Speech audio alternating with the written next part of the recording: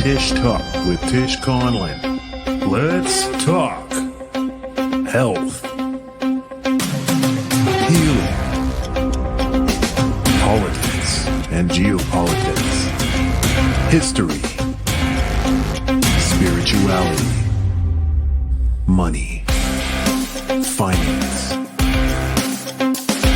world news, science, technology, conspiracies. Let's talk Tish Talk.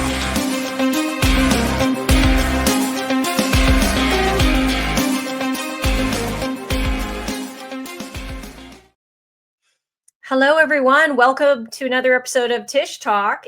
Tonight I have, or today, depending where you're living, I have an incredible guest from New Zealand. If you thought Canada was bad for tyranny, wait till you hear about what's going on in New Zealand. But Penny Marie is an independent journalist and reporter, and honestly, an unbelievably courageous woman. I had the pleasure to meet her at a cottage of a friend in July. Told me her story, and you're going to learn a lot. She's been dealing with a lot of serious issues that might be affecting you and your family, or you as a parent with your children. So we're going to dive right in, and welcome, Penny. How are you today? I'm really good. It's so good to be with you online after seeing you over in Canada. Yeah, you as well. Yeah. So, give the audience just a little bit of an introduction, and then we're going to dive right in. What give us your backstory, how you got to this point right here where you're doing this work in urgently needed work in New Zealand. Yeah. Okay. So I'll take you back to the COVID years, 2020, 2021. So in 2021, New Zealand went into its second big nationwide lockdown, and at that time, and I'd lived in the main city, Auckland, which had been in and out of like regional lockdowns. We'd had this crazy world where we had these borders put up, traffic cones and cops and army just to keep people in the main city because they were a threat to the rest of the country of the spread of COVID. So I'd lived through kind of all of that being on a border, and it was just dystopian. But then we went into the snap nationwide lockdown because there was one Delta case in New Zealand, and they shut the whole country down. And most people probably in Canada who are aware, because Trudeau and Jacinda Ardern, our Prime Minister at the time, were kind of, they were doing the same stuff. So during that second nationwide lockdown, they also announced that they were going to inject, that 12 to 15-year-olds could go and get the COVID injection without parental consent. And at that time, I was on a school board, and I had a 15-year-old and a 17-year-old, and I never was going to get the jab, and I was starting to see the pressure, but I kind of hadn't really fully gone down the rabbit hole. But I very rapidly did, and popped out going, oh my gosh, the information that I've figured out could get me killed because they want so badly to not have it out. And so that was kind of I had a massive instantaneous spiritual awakening, and I just saw the corruption, the deception, the propaganda, the harm. And so my life kind of spiraled, and I kind of flipped right out of my old life and into the unknown. And then I sort of was learning and just meeting different people, and we were in a mandate situation, and people were losing their jobs if you didn't take the jab.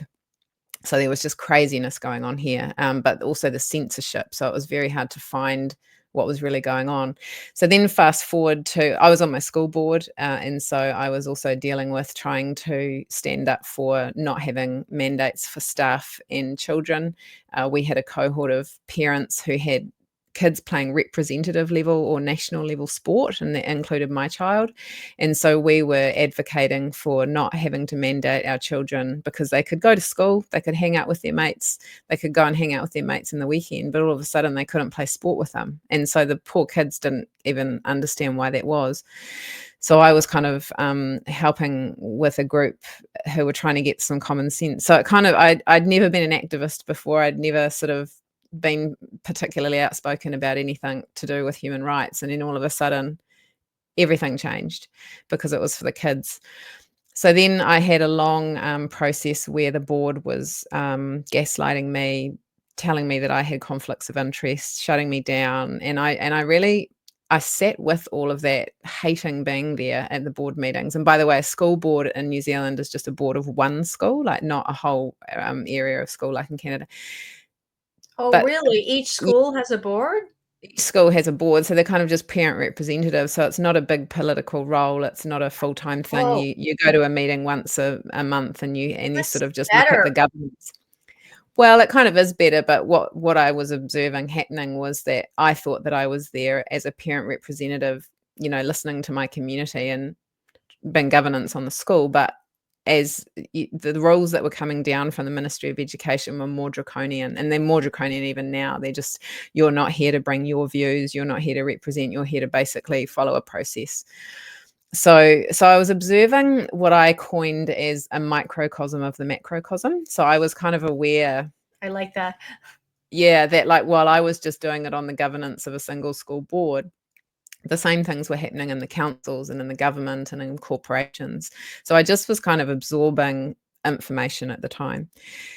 And then in 2023, I had started doing my own independent media, because the media to me is how they did this, the propaganda, the shutdown of truth. And, we spent enough time begging the media to tell the truth. And in the end, I was like, well, we just have to do it ourselves, which is why people like you and I are doing our independent podcast, right? And so I was doing that, and then I felt really compelled to go to the school board, I wasn't on it anymore, and ask them some questions about the sex ed in schools, because I had been looking for it. They had a new program coming in and we couldn't really find information, but I had been tuning into what was going on in Canada and America about the sexualization of kids in schools and all the gender ideology. So it was because of me looking at Canada going, I can see what's coming down the pipeline, but I just want to put it on the record in my school that I can ask some questions. So what I did was I videoed that, because I'd talked to parents who had questions and didn't even know that they could go and talk at their board meeting. So I pretty much did it not thinking there was too much problem in our school, but just to put it on the record. And that moment changed my life, because that video went viral, and then I was inundated with people contacting me saying they had similar issues and they didn't know what to do about it. From Wow. that, and so from that, in 2023, I formed a foundation called Let Kids Be Kids, and that's pretty much what I've been doing, is researching, talking to parents, getting their stories, getting evidence of what's going on in schools, really going down the rabbit hole now of the funding into the trans industry, I call it, the LGBTQ rainbow industry. So that's kind of my pathway out of like an ordinary working mum life and into, I don't call it activism, I just call it truth seeking. Yes. And courageously supporting people as they become more aware of the anomalies and dystopia of the world that we're living in, where our governments and our policies are fundamentally anti-human. They're Oh, not I talk about there being policies before people, and I'm a person who's people before policies. yeah, Mm. absolutely. And just so people can, is it a website, Let Kids Be Kids, or what is the website? How can people follow you or Yeah, so support your work? our letkidsbekids.nz is our website, and we're on all the social media channels, and you can find that there. And then I also have my own independent channel, and I've got quite a lot going on my YouTube channel. So that's Penny Marie NZ. And I do a bit of crossover there, because some of it's really investigative research and just pulling all of the data, seeing all the funnels of money going into this industry. Mm. Wow. I mean, it's amazing. I mean, we probably had a very similar, very fast sort of spiritual awakening in 2020. And like you, I had a completely different life, successful entrepreneur, speaking career, and it just rocked my world so much. I completely changed. But it's so important. And more and more people are becoming aware of some of these issues. I mean, I think to start, because a lot of people who tune in here in Canada are parents, and we're seeing that our kids are not thriving. I know a number of people whose children committed suicide. I know a number of people whose children are, they're on a lot of drugs, prescription drugs. There's obesity, there's depression. I mean, there's alcohol addiction. There's, substance abuse with vaping and, marijuana, as well as some, more serious drugs. I mean, you see the hopelessness, because a lot of young people here in Canada particularly don't see a future. The joblessness in Canada is almost 20% for youth. We have temporary foreign workers being put ahead of young Canadians, which is so upsetting and wrong. And then you have just the lack of affordability in housing. And again, all of these things, too many immigrants do drive up the housing costs. So do you see similar things in New Zealand? Is it the same sort of exact playbook with mass immigration, temporary foreign workers being put above young people, drug addiction, all those other factors? Yeah, it is the same. We also experience what we call the brain drain, because we're a very small country with only 5 million people. And for years anyway, a lot of our sort of more academic people, or people who are limited in their opportunities here, will often leave. So they'll go and live in Europe, or they'll go to Australia. So we're having that in a big way now, because even things like teaching profession, I mean, it's horrific. They're forced to to do cultural stuff in the Māori culture when it isn't their culture. So they're getting culturally misappropriated. It's similar to what you're having to go through with the land acknowledgement stuff and everything.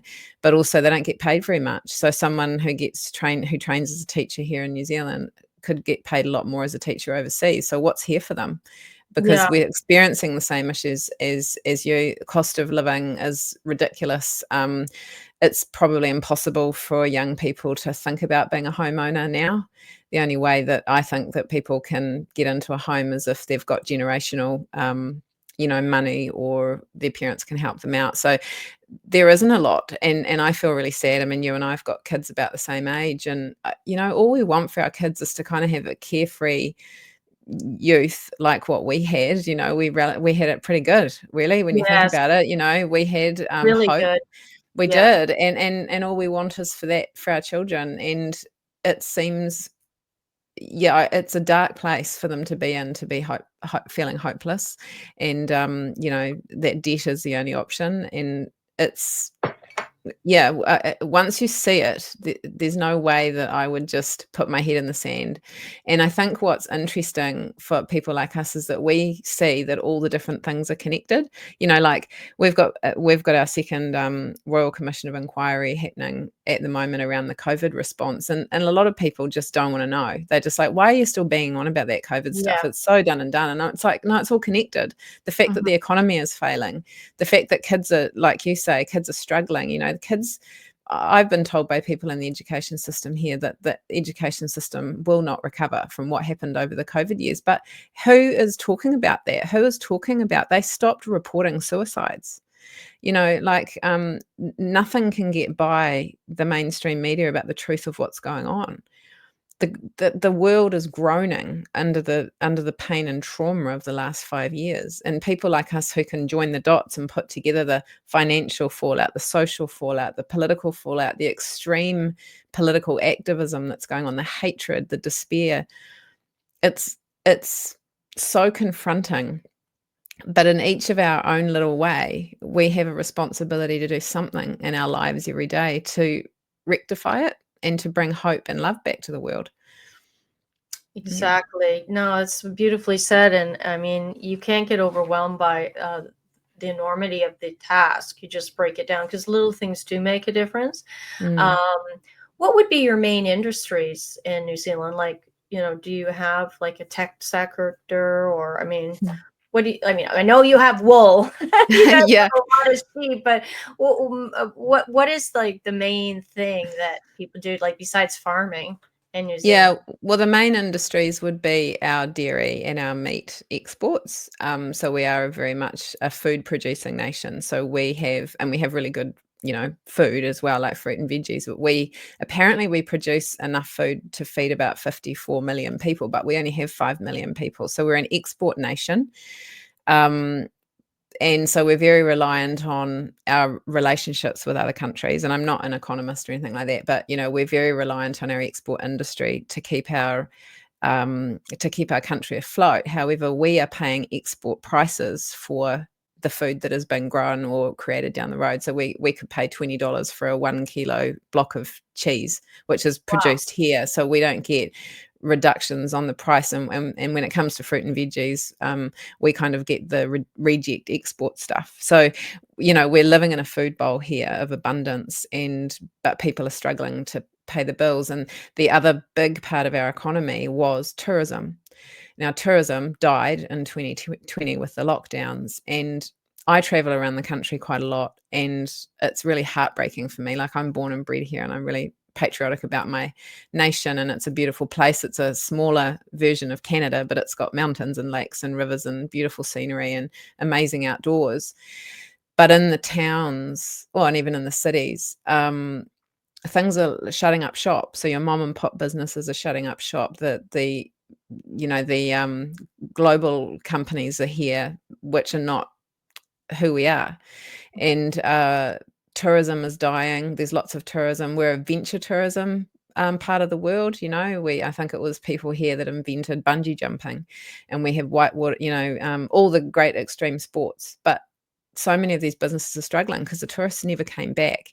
And if globally, financially, people are struggling, we're far away from everybody. So it's a long, expensive flight to get here. So I really grieve for what our nation has become. And again, this massively was happening since 2020, when they basically turned the taps off the economy. And we all know that whether you believe that there was a pandemic or not, the risk reward ratio was all wrong. The people that committed suicide, the people that died because they weren't able to get access to healthcare, far exceeds the severity of what you ever think that happened here. Oh, absolutely. I think if not everybody who tunes into Tish Talk, the lion's share now knows it was 100% a pandemic, and the sort of response that they offered was just as deadly, along with the injection that people were forced to take. But the so-called virus was a nothing burger. It was absolutely benign. Now, there was something going around. People, what was it? People were affected with their respiratory, but there was a lot of easy ways to overcome that. I lost a cousin to the protocol used in the hospitals with the remdesivir, which shut down his kidneys, which was extremely toxic, should never have been approved. And the ventilator was a death sentence. It was a murder, absolute murder. And then they were paid to murder people, and they got funding. And particularly, I don't know about New Zealand, but definitely Canada and the US had that. Death protocol. So, once you realize that really is a depopulation agenda coming at it through big pharma, through the trans agenda, through, Agenda 2030 and all the climate stuff, and, getting rid of carbon, carbon dioxide. Yeah. You put the dots together, and I don't think they're on track, and I don't think they're going to succeed. But a lot of people are very burned out who stood up in 2020. They're just exhausted, because certainly in Canada, the large percentage of people, it feels like, at least to a lot of us, are still not waking up. I know my own family members. Why don't you drop that crap, Tish? And so what's it like in New Zealand? I mean, we just had an election and the Liberals won. After all the damage done, people still like the Liberals. And it was quite a big defeat. What about New Zealand? What's it like with the political scene? Is it similar? So as far as people waking up, it's really hard to gauge today, because you sit in your own echo chambers, and I know that there are conversations happening, and New Zealand's such a small country that everyone you talk to knows someone who's been affected or impacted or has died suddenly or has had turbo cancer, but most people still don't want to put two and two together. So it's just kind of about having those relationships with people, so that when they're asking the question, you can sort of bring them some common sense. But politically, it's a little bit different to Canada, because when we had our last election, which was just over a year and a half ago, they voted out Jacinda Ardern, and they got in what looked to be a more conservative government, but it was a three-party coalition. So it was meant to be kind of centre-right, but there was only really one party that was a bit more what I would consider to be conservative, and they've tried to do a lot of things. So they campaigned on having a second COVID inquiry, because the first COVID inquiry that we had from the government was a complete farce. They wouldn't look at the impact of lockdowns. They wouldn't look at vaccine efficacy. They wouldn't look at anything. It was really just about, hey, if we had a pandemic again, would we do the same response, or would we do it harsher, is kind of my take on it. Jeez. So then the New Zealand First Party, they campaigned, they did go around the country, and they really listened to those of us who were really saying, look, some of our key issues are relating to, we need a real COVID inquiry because people need to be held to account.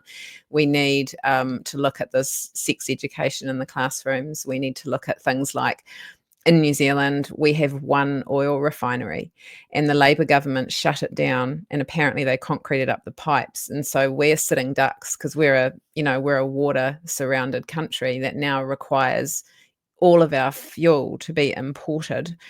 We haven't had good resource infrastructure here, and so we're sitting ducks for whatever's playing out on the global stage. So there were things like that fundamentally for our country that we were lobbying to the conservative parties, and they got across the line and in.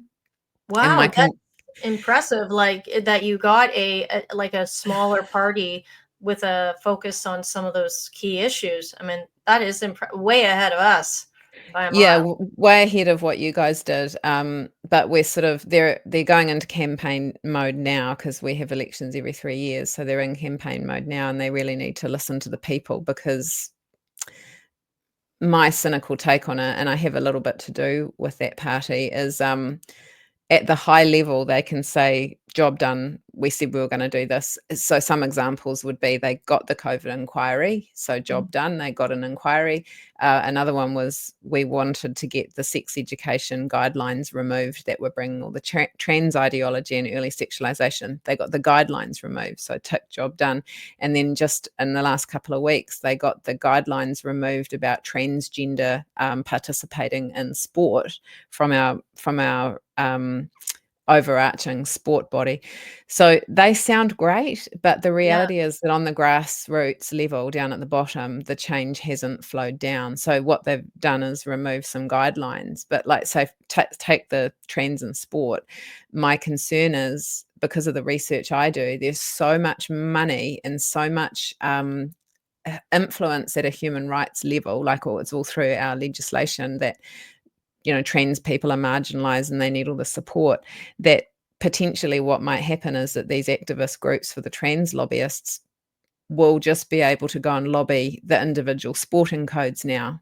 They won't need to lobby the peak body for sport, because the guidelines have been removed. So it hasn't kind of got rid of the problem. It's potentially shifted where the pressure is going to come on. So they removed the RSE, the sex ed guidelines for school, but none of the schools have had a memo from the Ministry of Education saying remove it from class. So what you then have is some people who are not quite as into the detail going, oh, that's good, the government said that it's gone, so therefore I don't need to really look at it. Well, it hasn't gone. We're still, in fact, I just was reading an email that came through from a school last night, and it said, we're doing all the sex ed stuff as bad as it was before, but also you can't opt out now. So potentially we've ended up with some things that are worse, even though the politicians will say that they're better. Oh, So what that then means is people kind of go back to sleep and go back to their lives and think, oh, they've got it all in hand. And I'm like, they haven't got it all in hand. Oh, geez, that is, I know it's hard, it's very difficult in Canada with our Liberal and Conservative Party. I mean, of course, I had joined People's Party for all the same reasons that you would have supported them here in Canada. All the COVID tyranny, the lockdowns, the mandate, the harm of the shots, wanting to withdraw the shots, have an inquiry, also the horrific ideologies in schools, not just sex ed and sexualization of our children, but the critical race theory, which I'm sure you had as well. They're all the same, and the climate alarmism as well. The whole thing, it's all the same in all the Western countries. And PPC was the only party that would tackle all of them, but it's so difficult in Canada. Maybe it's our geographic size or whatever, but I applaud you. Maybe being a smaller country, even to get a new party, and is for us would be massive. So don't underestimate just that.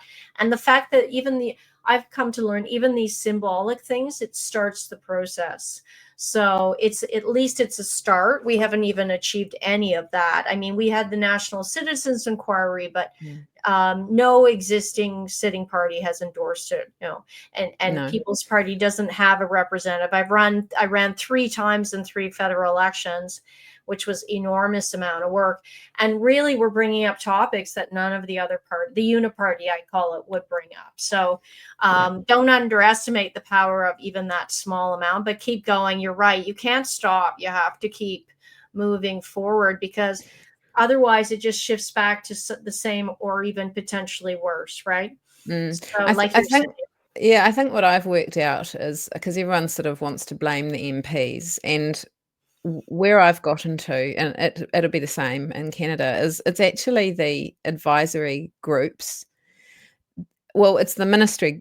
Like, so we've got the Minister of Education, and everyone's like, well, blaming her for stuff, and not a huge fan of her. But the point is, she can come and go, and there'll be other ministers of education. But the Ministry of Education is where the issue sits, because the people in there, it's a bloated agency with all DEI hires, and they're all pro all the LGBTQ stuff. So they're going to sit there regardless of who wins the next election. So the issues is systemic inside the government agencies, and I've gone and met with different MPs, and really they aren't experts in any particular area. They rely on their advisors to give them information. And so if you've got advisory bodies and lobby groups who are all pro the United Nations Sustainable Development Goals, or all pro DEI, then they're just, if you think about it, a king with his advisors, he's listening to what the advisors say. So how do you then become an advisory group that can come in and bring your information? And that's one way that we have figured it out. So Let Kids Be Kids is a grassroots organization, but we gather a lot of information. And so I went back to this one political party a year and a half ago, maybe, and I said, look, we've got all this information from the grassroots. You say that you're listening to the people. Can we provide you reports? What do you need? What do you need from us that we can help to be the voice of the people, but get the information in? And that's how we've done it. They talk to us now, and they ask us to help with information. And to me, that seems the best way to do it, because I'm staying in my integrity. I'm not putting my eggs in all one basket and thinking one political party is going to come and save us. But we gather the receipts. We listen to the people. We gather the stories. We gather the hard evidence. You've got to get the receipts. And then when we put stuff out in the media, or when we put reports together, or when we go and give it to these politicians, they can't say that we're conspiracy theorists. They can't say that we're incorrect, because we've actually gone and got official information request documents from the ministers, from the government. We've got the data, we've got the budgets. So it's a long game, and it's really exhausting, because we're all volunteers. We don't get government assistance. We can't apply for grants and things like that. But we are gathering the evidence, and it's very hard then for the haters and the trollers to hate us, because we're just showing the information. Yes. We're not telling anybody what to think. We're just going, well, here, if you're worried about this, come talk to us. But if you're totally okay with this, that's your business. But here's the information. So I think it's more about being really strategic about gathering the information, and just building relationships with people, not being sort of angry and, raging on the streets. That's not my approach. Protesting is not my approach, as getting evidence. I think that's the way forward. And as much as people always like to say, fact check, where's your facts? Show me the evidence. And then because there's a whole different reality with the fake, media, they'd say that doesn't fit with what I've researched. So, but I think when you repeat it and it's done professionally, it makes a difference. I mean, we're very fortunate to have Billboard Chris here in Canada. I've met him a number of times, talked to him support his work. And, that whole technique of just showing up in universities with a sign on your front and back, wearing it, and then having conversations has majorly shifted things. Yeah. And, in Canada and the US, I mean, I think he's more so in the US, obviously, with Trump, but Canada is extremely in favor of all of this stuff, and spends a huge amount of money, as you say, donations to all these groups, because our Canadian Charter of Rights really only supports you if you claim to be a victim. It really is not a good document to use. They say you can use it as a shield, but it's absolutely useless as a sword. And if you're marginalized or a victim, you could get benefits, but otherwise you're screwed with our charter rights. So a lot of the money is spent on that instead of things like our veterans, our homeless, proper infrastructure, proper education, proper healthcare, just the basics. So, I mean, it's a serious issue, but things are definitely shifting, and people are at least having conversations. If I was to say, 5 years ago, which I probably did say at an event, transing kids is child abuse, I might have been kicked out of the event. Or people would look at me with like just disgust and hatred. And now people would be like, yeah, I agree with you. There's people who are courageous enough to say that. So, the conversation has been had long enough now that people are going, you know what, maybe these drugs for minors are not good. Yeah, and I agree with you on that. And I think, I mean, I've only been active in this space for a couple of years, but we sort of organically do different strategies, a little bit like Billboard Chris, and I've met him a couple of times too. Like we have, like Let Kids Be Kids being the name of our organization, where it's not just a brand, we're injecting positive words back into the conscious field. And so people are out there wearing our shirts, and we even got lanyards done the other day because people said, well, when we go to work, we have to wear a lanyard, and they give us the pride ones. Can you make some Let Kids Be Kids ones? Because then they can have a conversation and go, what's Let Kids Be Kids? Oh, well, actually, did you know about? And so we're trying to think of strategic, clever, small ways that people can be walking billboards and just and they do have conversations. I mean, every time I wear my hoodie or my shirt, people are like, oh, that's a really cool saying, or yeah, you're right, good on you. And recently I spoke at a Rotary group, and so even just getting into groups like that where they're different, I actually said there was about 30 people there, and I said, has anyone heard of this before, Let Kids Be Kids? And like 2 people put their hands up. So I was like, cool, I'm going to be talking to new people. And at the end of it, there were all these stories that came out. Someone said, well, I've got 9 grandchildren and the boys are okay, but I'm really worried about the girls for this reason. Someone's like, yeah, I know someone who, a child who took their life. Oh, I've got someone whose friend's daughter is transitioning. And I was like, this is where we're at now. I don't have to convince anybody of what I'm saying. I just need to say, this is a problem. There are groups like ours out there to help, and we need to really connect and support one another. And so they were so grateful that someone was having the conversation. Whereas when I started doing it 2 years ago, people wouldn't come and help us because they thought we were going to get abused on the street. And we did have protesters turn up at some of our meetings, but I'm like, let them turn up. Like they're not parents. I'm like, if you're not a parent and you're trying to tell me what I think about my own children, you don't have a voice. Yes. So we've just got to be bold, and people are so. One thing I noticed when I was in Canada there with you is we're very similar people in the sense that we're just nice people. We don't want to have names called about us. We don't, and so that's how they've done this to our sorts of countries, is they've shamed us into thinking that we're not good people if we have a thought and we say something that's against the narrative. Even, as a bit of a side thing, I was talking about this with someone yesterday. We have, I don't know if you have this yet, but the surveillance is such a big issue. We now have, and I live in a small town, and we have a little supermarket, a little grocery store, and they now have, the staff have body cameras on them for their safety.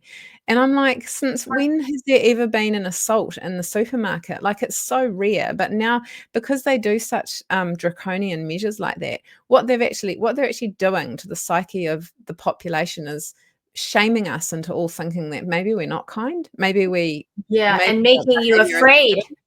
and also Making making us you afraid, free. also making us feel like, we're, like, guilty until proven innocent, and we're on Mhm. trial. That's the psychological harm of treating everybody like, worst case scenario. Instead of hoping for the best for people, you're actually assuming the worst of people, and I just think that that's really psychologically harming, and I don't think Oh, it's great for our kids to grow up in that world because no.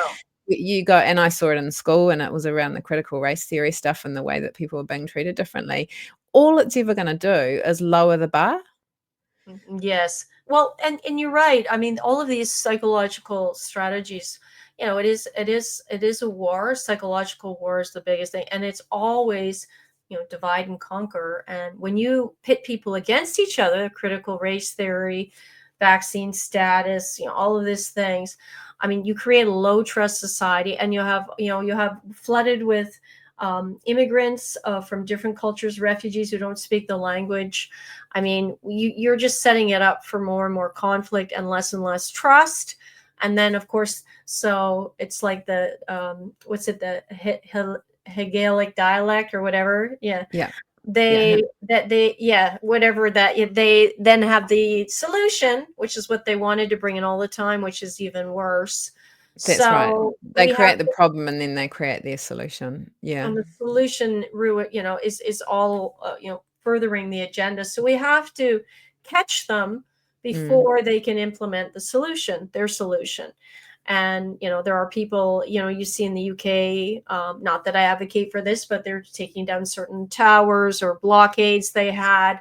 And they're just stopping this from happening. Yeah. Is it as bad as UK where you're not getting arrested for posting a meme on Facebook in New Zealand, are you? Or We're not at that point yet, and we've had battles around the hate speech laws and things like that, but it's again, like, because we're a nation like Canada that in England, it's all the same sort of culture of, "Oh, well, we're just nice people, and we'll trust them to do the right thing." We'll just have our rights taken away. So we're heading down that route, and what I really don't like is that as more people are aware of it, there could be extreme behavior. Like good people are like, well, what can we do except for just go rioting in the streets about this because enough's enough, and it's like, oh, I'm not a fan of that. But actually, I don't know. I just do my bit, which is to share information and to support people Mhm, and be aware of the psychological plague here. I'm not ever going to advocate for rioting in the streets, but a lot of people, particularly men, are like, well, I can't see another way out of this. How else do we make ourselves heard? And I'm like, oh man, please don't let it get to that point. But the people need to rise up. The people need to say, hey, actually, you people who think that you're in charge of us, guess what? You're not putting our needs first. And we're not trying to ask for anything bad here. We're just saying, you can't do this to us. You can't lock us up. You can't mhm, force inject us. You can't indoctrinate our children and sexualize them. The state isn't to raise my child. I raise my child. And so people just need to find their authority. They've mhm. lost it through law, and that's actually part of it's the reason I came over to Canada was to testify at the National Citizens Inquiry. The inquiry was, are children safe in Canada? And I was asked to come and bring some of my research. And children are not safe because they've undermined parents' human rights. So there are no parental human rights. Oh, And then no, yeah, and absolutely. I just gonna inject here because I ran on this in the by-election. I mean, they were the conservative part, our fake conservative party voted. It was them who brought for Bill C4, removing parental rights for anyone who yeah, questions even whether it's okay for a 12-year-old to consent to hormone blockers. And that was just so bad, and it was only People's Party that stood up against that. yeah. So yeah, no, Canada is for parental rights has been a terrible place. I mean, there was a gentleman, and you may be aware, in BC who was put in prison because he didn't want his daughter going down this path. It's a minor, and this is all for minors too. Yeah. Yeah. Yeah. Well, actually, and I'd love to talk to in a bit more detail about what I came over to Canada to share because it's really important. But the point is, it's a lockstep. So I'm actually, there's a new coalition that's being formed called the International Coalition for Children. So if you can look that up online, International Coalition number4children.org. And so we're a bunch of groups like mine around the world. So there's people from, so Action for Canada is in there. With Tanya Gore and Sondra, and there people in there from Wales and Ireland and England and Australia and America and New Zealand, and we want more in there. But they're all saying the same thing, that there is no rights for parents. And then what they've done through using the International Covenant, the child one. What's the child one called? United Nations. Children's Health sorry. Defense? No. No, What do you the United Nations children's rights. Sorry, I've just been a mental blank about it. UNESCO? No. Anyway. I'll come back to it. But basically what they've done is they've used that international law to give children all of the rights, which includes their sexual rights and their rights to make a demand over top of a parent or a teacher. So children have been hand-passed rights when they're not at an age or a maturity or experience level to deal with the weight of that, which is how they're giving kids puberty blockers and things. And then what they've done is they've removed the parents' rights. So saying, well, it's all about the child. It's all about the child. And that sounds lovely, but it isn't, because you're burdening the child with adult decisions and responsibilities when they have no experience. So what they do is they've indoctrinated and got to the kids, and they've taught them that they have all these rights. So then you've got these bullshit narcissistic kids who you can't deal with. No, but there's no parent rights. No, it's really it's not a good scenario. And I mean, you have a whole generation of kids who are me, not well educated because the system has dumbed them down, and they've trained them to be climate Nazis or political activists for something that's harming themselves. I mean, I think there are a lot of kids now who are seeing through that, though. That's one thing I've noticed. There's a lot of kids, younger generation is shifting away from Canada. It was like the Socialist Party would be NDP, and they were, then there's the Liberals. They're shifting towards the Conservative because they're like, hey, my future's at stake. I want the economy working again. So maybe that's narcissistic, but at least they're shifting. They're waking up to that reality. But are kids waking up in New Zealand about some of these big frauds around climate and some of the agendas with the ideologies? I think some of them are. I just remembered what it's called. It's the United Nations Convention on the Rights of the Child. That's what they're using to weaponize our children against us. Okay. So that's key. In my world, where I talk to mainly parents like us who are aware of what's going on, a lot of the kids are fatigued by it because over the COVID era, they were ostracized and excluded. So even if they agree with their parents, they just want to go back to ordinary life. And my heart bleeds for them because we want them to go back to ordinary life too. We don't want to make little activists out of them either. But you do have some that are brave. And in fact, a couple of the parents in our Let Kids Be Kids network, their kids are doing speeches at school where they're standing up and speaking. They're making up their own speeches off their own back to actually try and get this political narrative changed. And so we have full support for them, and if they let us, we repost their stories, because we really need to encourage those children and youth who are saying the truth and pushing back to actually feel that they have the backing of us and that we support them, and that that we really honor them for that. I feel like my children, they've left school now, and they thankfully, I mean, I always wanted them to go and get a higher education, but the university system's so captured, and that's where this has come through, right? Since the School of Frankfurt and Frankfurt School in the 1920s is when they decided that how they would weaponize society would be to get into the university. So that's why all of our higher educated people, many of them are ideologically captured. They're very liberal, and they don't even realize it. So that's how they've done it. And so what a lot of us would think, we want our kids to go to university.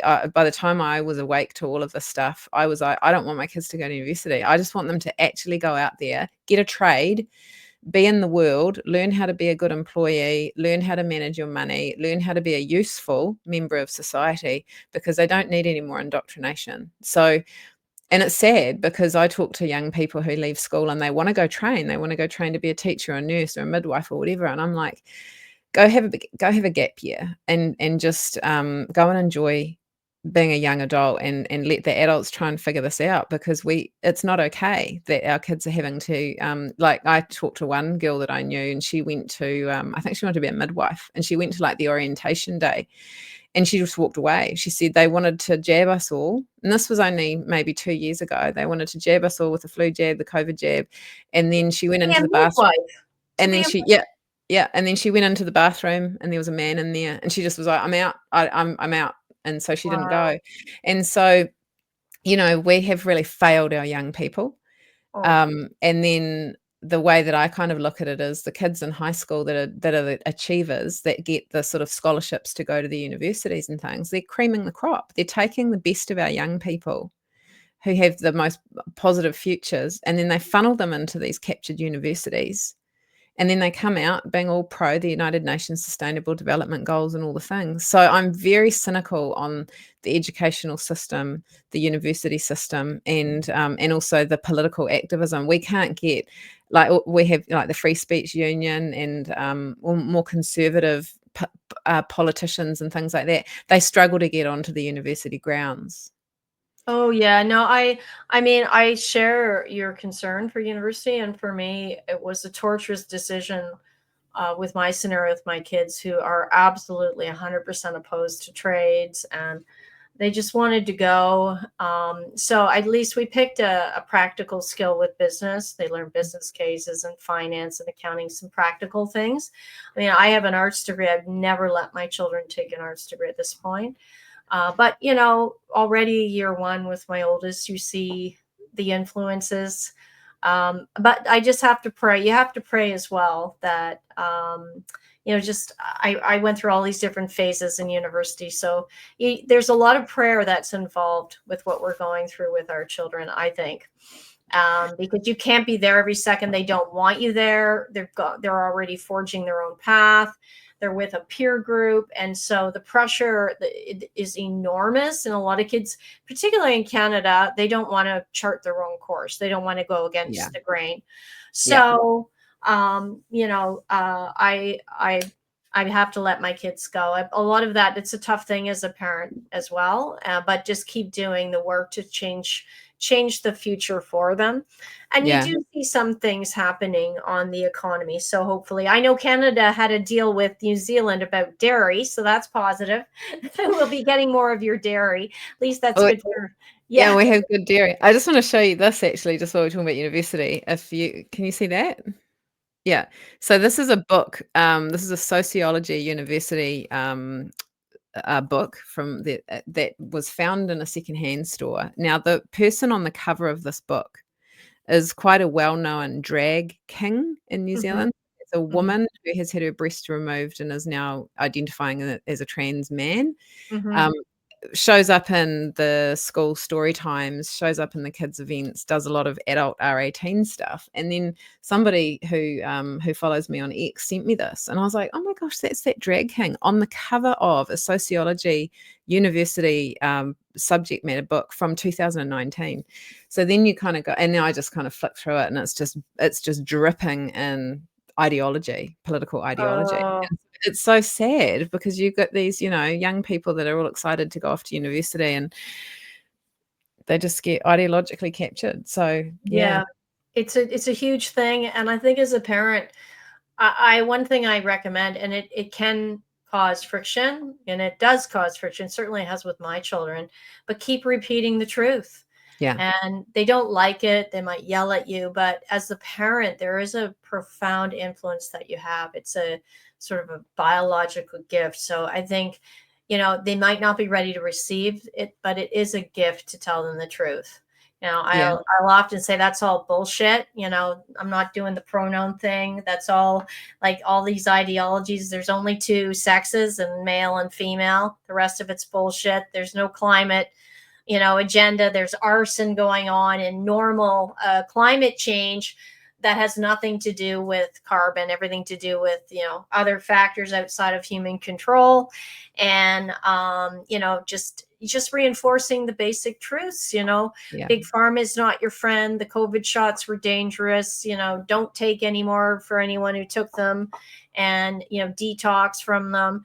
But a message that, take responsibility because otherwise, if you don't see the truth, there's all sorts of harmful agendas. It's like pitfalls for you. So I think it's important that people do, as parents, speak the truth to their children as much as they can. Yeah, and I think to encouraging them to be curious, because we're in this world where, we've had the single source of truth. We've had, if you don't agree with what I'm saying, then you're the problem. Like we've had a total shutdown on debate. Like even my son a few years ago, he loves a good argument, and he was in school. And I said, when I was at school, we had debating teams. I wasn't into arguing, so I didn't do it. But my sister was in the debating team. And I said, I haven't actually heard that schools have debate teams anymore. So I said, go along to the teacher and say, hey, can we start it? Because we need to learn how to have robust conversations and actually still respect each other if we disagree. Nobody was interested. Now, the kids were just all wanting to play computer games and stuff, and I thought we've lost the ability, and we know it in our family, because if you disagree, you get kicked out. And it's hard having young people these days because they're so adamant they're right, they're not wanting to listen. But we have to start injecting the normalization of curious conversations, and the normalization again of, I may disagree with your point of view, but I will respect it enough to listen, and I will still love you more than the conversation. Yes, And I have my kid, my kids don't really have a lot to do with me, but I was saying to you just before we started recording, one of my children dropped in the other day, and I hadn't seen him for years.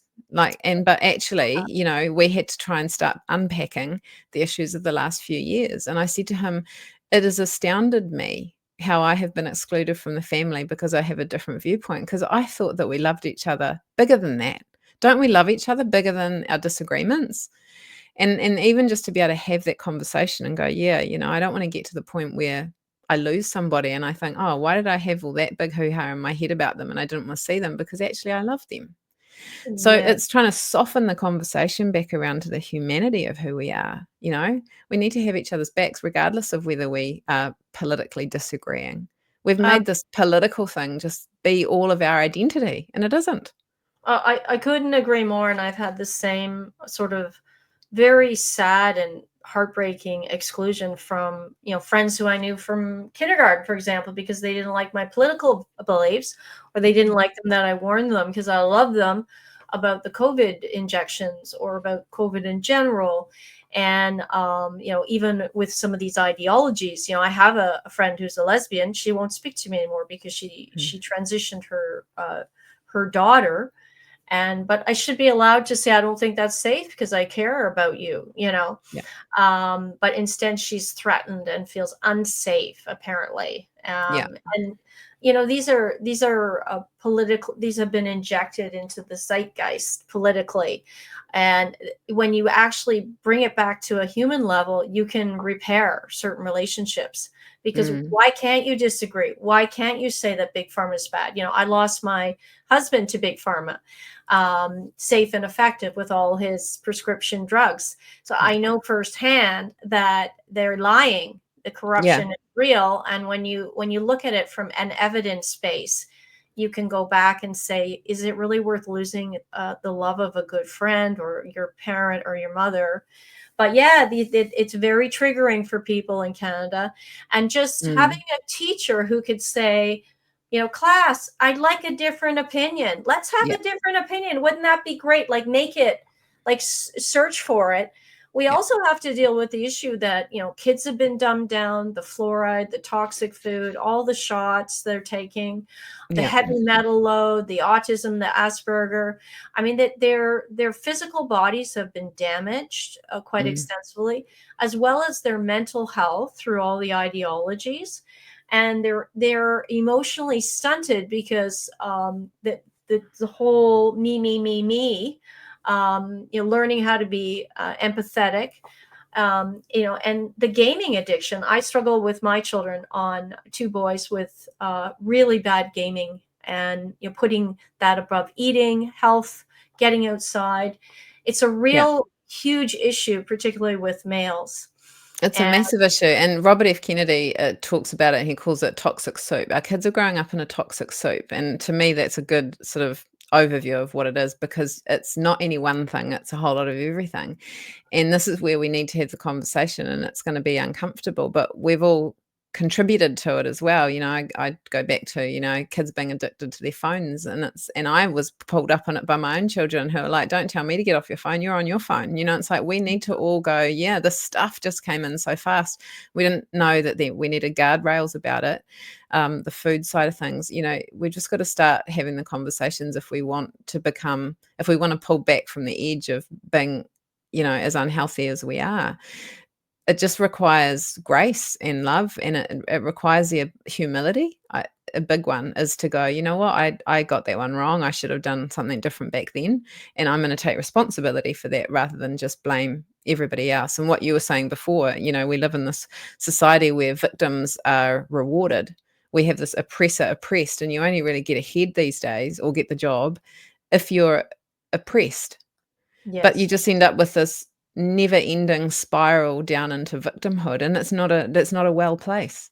No. You got to pull yourself out of victimhood and go, well, that happened to me, but I'm not going to let that be my identity. I actually interviewed a beautiful young lady here the other day, and it's on my Penny Marie channel on YouTube, who was a victim of, we have a systemic problem here in New Zealand, and a lot of it, and it's not just, but a lot of it is in the Māori community, the Indigenous peoples, and it's incest, generational sexual abuse. They keep quiet because they stay in the family, and she's speaking out about it, but she's speaking from a place of, she started her healing journey. So she's not speaking from the point of view of being a victim and blaming everybody else. She's speaking from a place of, you need to, if you want to heal, to heal is to speak about it. I say shame hides in the darkness, but it cannot survive in the light. And so we've got to confront these big systemic social issues that we know are under the carpet and no one wants to talk about. Bring them out into the light and talk about them, because we're all affected by it. And it's not about pointing the finger necessarily. It's about speaking the truth, and there's healing in that. Absolutely. And I mean, I'm as a trained emotional intelligence coach, and I'm a huge fan of Dr. David Hawkins' work with his, sort of the chart of human emotions. I mean, these people who've been doing this for decades, hundreds of years, really could be thousands, but they like to keep us in the lower level vibration. So emotional, anger, hatred, shame is one of the lowest, grief, help jealously. So when you're dealing with people in these states, and this is as a parent, all of our children are often in these states. You can't respond to their anger with anger. For example, I've had a few run-ins with my children, even this summer, and I find if I'm getting triggered myself, you have to take a step back, realize they're developing, they're going through stuff, and you have to highlight the issue, but respond with calmness and love, and any sort of practical tips. But it's very difficult because there's really bad behavior coming out, and with everything, when you can respond calmly, but bring the trauma to the surface, that's part of the healing process. Emotional detox, if you repress it or you hide from it, that's you could be stuck in shame for your whole life.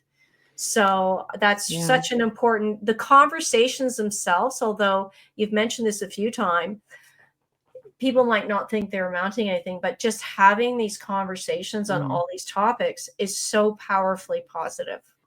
And just coming back to love, like I've just got little like cards and notes around the place, like stand in love, just come back to love. Like it isn't easy, and we're triggered and we're traumatized from what's gone on in the last few years. But the most important thing is that we can't get through this if we're coming from a place of hate.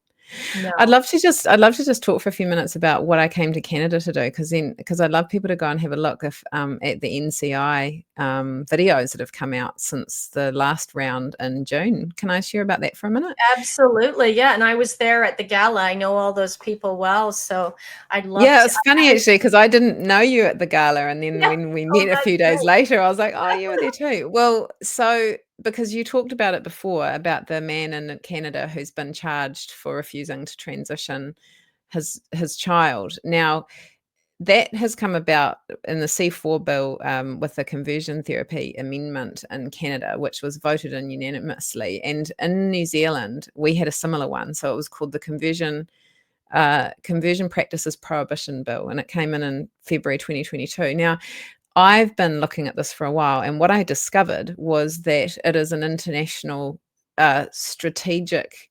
coup, basically, that came from the United Nations, and a man called Victor Madrigal-Borloz, who was employed by the United Nations in 2019, 2018.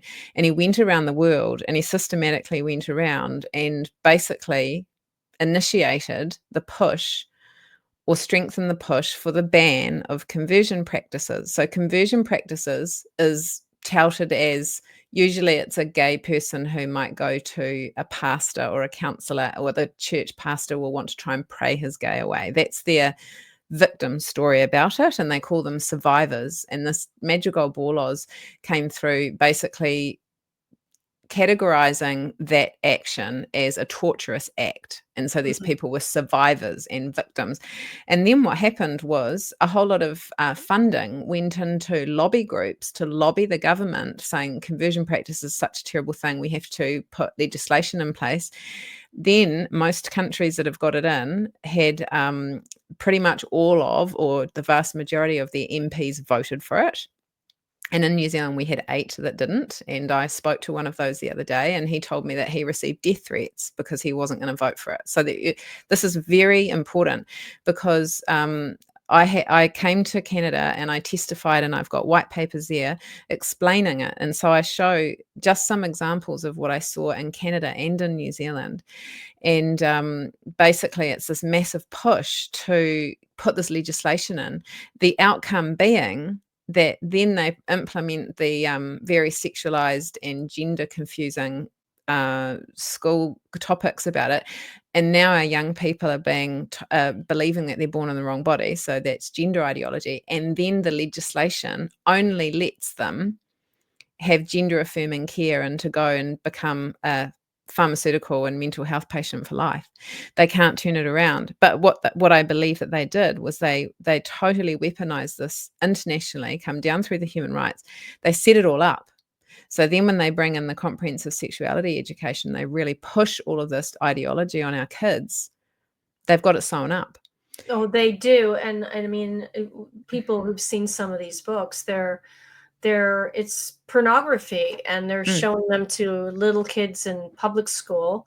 I mean, there's a big push now to get the books out. I know here in Canada, Danielle Smith in Alberta is probably leading the charge. She's changed some of the ages, increased them to even go down the trans path for kids, and removed the grotesquely pornographic books. People are on the left are equating this to like, oh no, repressive regime, book burning. But that's, we're literally trying to protect our children from massive sexualization and grooming.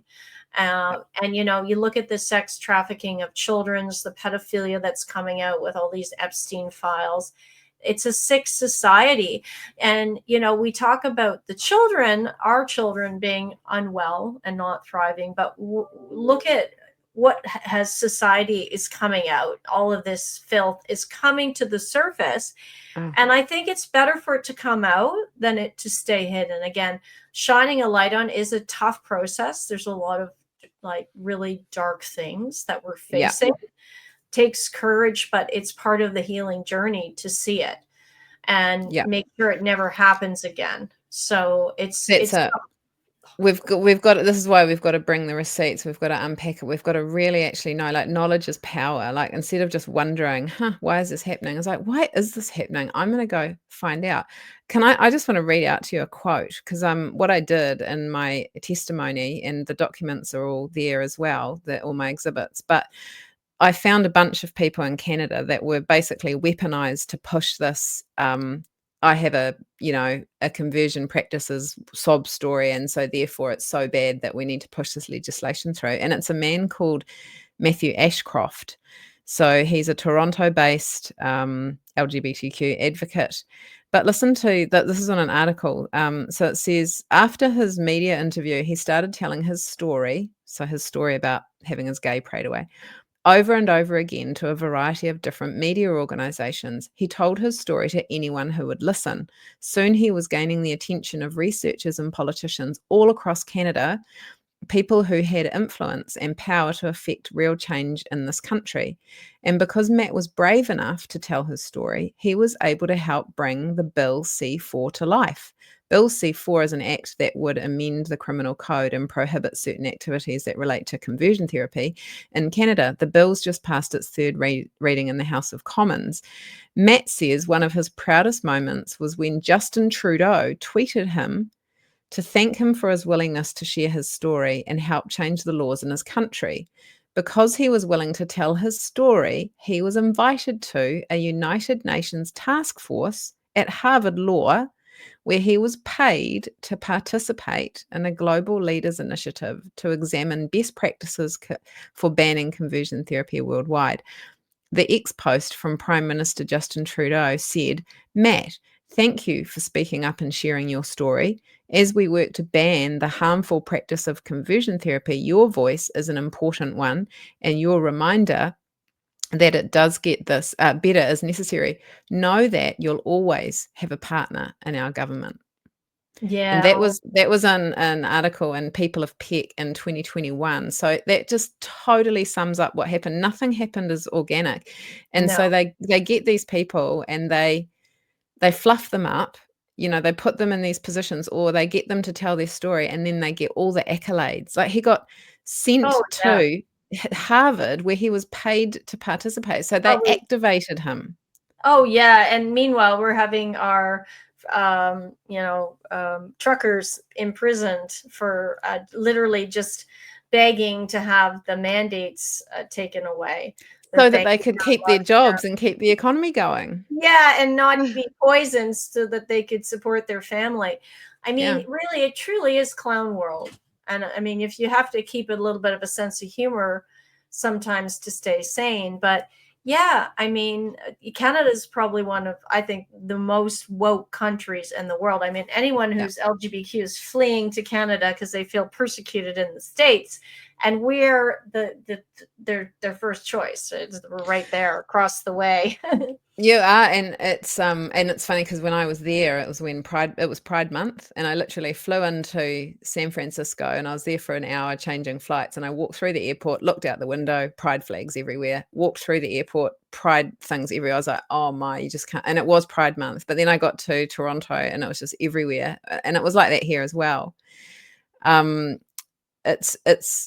It's just relentless. You just can't get away from it. Oh, but that's what I was going to say. You talk about how Canada is the most pride friendly. We just had this bizarre situation here in New Zealand. So Colorado and California in America are apparently some of the wokest states, right?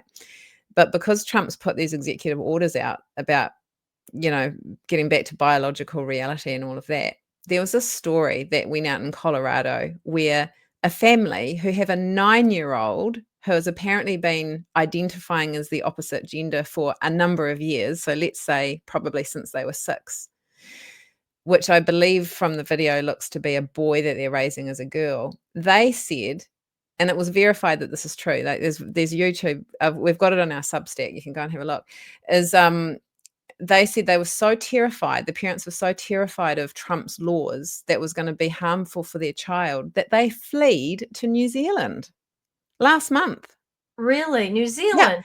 And so I'm like, hang on, since when has New Zealand been a haven? What is going on in the policies in New Zealand that we become a haven for a family with a 9-year-old that they're wanting to transition, that is going to be safer here than in Colorado, which is really pushing back against Trump's executive Yeah. orders. I mean, Wow. Maybe it's they have so family dystopian. there. Maybe they have family there. No, and so they even interviewed this kid, and they didn't put the face on screen, but this kid was like, "Oh, my parents don't have to do this for me." They have uprooted their small Oh, this children poor from their home. child. It's The so trauma. unbelievable. I mean, Unbelievable. I feel Unbelievable. for the kids. Like, I was a tom girl. Like, I was, an athlete and sporty. Jeez, like if I had gone through today, who Yeah, knows what would have happened to me. I mean, it is affecting girls more, I more. think. because they want to fit in, and they're being pushed down this, and they just want to be accepted, and it's fun. So I mean, just even going down the LGBT, being attracted to girls, which they might not have been normally. Now, I think everyone realizes some children are gay or lesbian. That's fine. This isn't what this is about. It's It's not what this is about. pushing This is against your about natural inclinations and literally harming and chopping off children's body parts and putting harmful drugs in them and making them like unwell, shortening their life, and all unnecessary. As a minor, when they can't even get a tattoo, can't get a license, they're That's allowing right. them to make changes to their life that will could kill them, will permanently affect their health and the psychological, and they use psychological manipulation. I know Billboard Chris has talked about a lot of saying, well, if you don't do this, your child will probably commit suicide, which is completely a lie. It's been completely debunked. But it's also just the fact that, like you say, there are some children that will be same-sex attracted from a young age. That's not what this is, but they try and make it out to be. But the same-sex attracted, and the lesbians and gays that are speaking up about this have a very important voice, because they're basically being erased. So you'll have someone who's a lesbian being told, no, actually you're born in the wrong body, so just chop your breasts off, have testosterone and do that. Well, they were just a lesbian. Let them just be let them just be. There's nothing wrong. But so it's totally narcissistic, because it's turning them around saying there's something wrong with you. You're born in the wrong body. You're an accident. You're not okay as who you are. So it's the most damaging anti-human agenda ever. But if you question it, you're the bigot. In fact, the document that I've just exposed here, which is the playbook for how they do that, they call us who are questioning it or are saying no way, fascists and Nazis. I've been called that. Yeah. Well, a few times running. More so, I mean, not that, but that issue has triggered a lot of my former friends. Like, some of them won't speak to me because part of their identity is supporting that community. They don't know what it means. Yes. And so one of my best friends from high school, and this was very painful for me, just stopped speaking to me. And it wasn't the COVID shot, although she didn't agree with me in any of that, but it was, I finally got it out, like, your views are unacceptable, Tish. And it was obviously about this stuff. Like, because I don't want children to be castrated, mutilated. And so you really have to hold the line. I had a friend who lives in Alberta, but she's part of a strong NDP movement. And she said, I'm never going to leave you, but I think what you've done is very harmful, is what she said. She hasn't gotten the COVID download still after all these years. And she thought my views are harming children. And she still thinks that. And so, but she wanted me, the conversation, the plus was at least she was speaking to me, which was already a plus. And she wanted to change my mind, and she wouldn't. I said, no, I don't think it's right for teachers to keep secrets. No, I don't agree with this. I think it's harmful for children. And so she went away. She didn't gain anything. Like, she didn't get her view acknowledged. So it makes them question a little bit. But yeah, it's a long road, and we are called to hold the line, really. And you just can't say, yeah, maybe you're right. Like, could you ever say that at this point? I couldn't say that. No. And I mean, that's it. As I just go, I'll just keep sharing the information until, some people are never going to wake up. But I see so much stuff. I saw a text that someone sent to a friend of mine who works in the space of counseling these ideologically captured children. And this friend of mine had put something out on Facebook, and this other person who'd known them for years had contacted them and said, you need to pull that down, because you're the reason that these kids are committing suicide, because you're not supporting them and you're saying all this hate online. And it's like, they're going to have a big wake up, because they know that they're dealing with kids that are suiciding at a higher rate. And when they realize it's because they're influencing them and saying, you're born in the wrong body, here, have some testosterone, here, have some this, which messes them up. Oh, totally. The reason that their suicide rates are higher, and this is where, but you're not allowed to question it, because woe betide you actually bring the truth out. The reason their suicide rates are higher is because they're distressed, they're traumatized, and the adults around them are not telling them the truth and are not getting them the help that they need. Oh, absolutely. And I think if anyone has seen the documentary D-Trans, Mm, that's an amazing story. And one of the messages, and I'm happy, I've always been this person. She was this girl who went through it. She goes, it was everyone was so busy affirming this. She goes, yeah, if one adult had said no, think about it, I might have, because I didn't really want to do it. But yeah, it's like everyone was so busy affirming me. So we really are called to be the adult, even if we lose yeah. friends or people who says, you know what, no, that's not a good idea. I don't like that. I think you should. I think you're fine the way you are. I think you're beautiful the way. That's what Billboard Chris always says. Kids are beautiful. Then you can't beat that message because it's love. No, Kids are and they were beautiful born just the way perfect. they are. Yeah. Yeah. And that's the advice that I actually have for not only parents but for grandparents, because I really feel for the grandparents who's watching their grandchildren go through this, and their parents, so the grandparents' own children might be ideologically captured as well, or are struggling with it, but are believing that if they don't go along with it, their kid will suicide. Is just tell your children and grandchildren that they're perfectly and wonderfully made and they're perfect as they are. And I have talked to grandparents who have been for years saying that to their kids, and then as these to their grandkids, and then as their grandkids have gone to school, they're going, there's all this stuff coming through school, but it's rubbish because I know that I'm beautifully and wonderfully made. And so grandparents need to know that they have a really special role in reinforcing the fundamentals of who their grandchildren are, because it will come back. It will help that I, child to know that someone in their life is saying you're all good as you are. and that's such a powerful message, because instead of going against something, which creates rebelliousness Yeah. and makes people sometimes do it even more. I have that mistake with my kids. Sometimes they'll say something and they're like, you could tell they want to do the opposite. Mm, But saying a message of love and positivity, like, it mm, just diffuses the whole situation. You know, you don't need to change. You're beautiful. Look at you. You're beautiful. God created this most beautiful person just the way you are, healthy, wonderful. yeah. So that's great advice. And Mm, I think the work you're doing is so profound and so important. And I feel, I'm doing similar things here in Canada. I've done a lot of presentations. I'm tackling the health practices as well as some of the things with farming and agriculture. yeah. I mean, there's endless jobs trying to get fluoride out of the water, the biosolids. I'm sure it's similar in your country. They spread a lot of. Glyphosates and yeah. Oh, Yeah. yeah, they're doing aerial spraying, and yeah, that's going to really help with forest fires, as well as health, ignite cancer and forest fires at the same time.